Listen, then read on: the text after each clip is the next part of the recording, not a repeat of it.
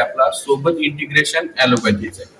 त्याच्यात आपल्या ICU facilities वगैरे आणि ओटीज अजून फुल फ्लेज चालू नाही झालेले आहेत. त्याला अजून कमीत कमी 6 महिन्याचा 8 महिन्याचा अवधी लागेल सुरू व्हायला. त्यानंतर बराचसाच वर्कलोड इथे.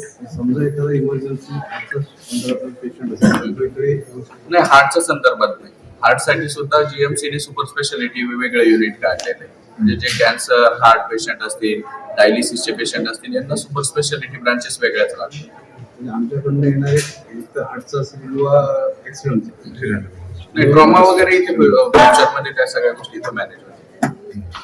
युरोलॉजी युनिट याच्यामध्ये युरोडायनॅमिक्स आणि युरोफ्लोमेट्री.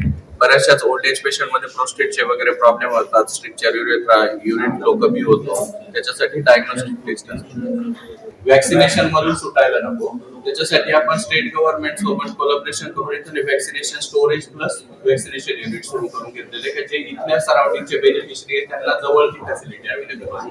सोबत आयुर्वेदाचं जे वॅक्सिनेशनच्या जे चालतं सुवर्ण प्राशन, त्याच्यामध्ये आपण इम्युनिटी बुस्टअपसाठी लहान मुलांना पुष्य नक्षत्राच्या मुहूर्तावर सुवर्ण प्राशन देत असतो. त्याच्यामध्ये आपल्याकडं फ्री ऑफ कॉस्ट सुवर्ण प्राशन दिलं जातं दर महिन्याच्या पुष्य नक्षत्राला. सोबतच आपण काही जवळची स्कूल अडॉप्ट केलेले आणि गावांमध्ये ग्रामपंचायत मध्ये आपण ते कॅम्प लावतो दर महिन्याला. तिथे आउटरीच ऍक्टिव्हिटी मध्ये सोबत बालरोगामध्ये आपल्याकडं न्यूरोमस्क्युलर ही एक वेगळी स्पेशालिटी चालू केली, कारण इथे डिलेड माइलस्टोन सीपीचे बरेचसेच मुलं आहेत पेशंट खूप आहेत तिथे. अजून एक सेपरेट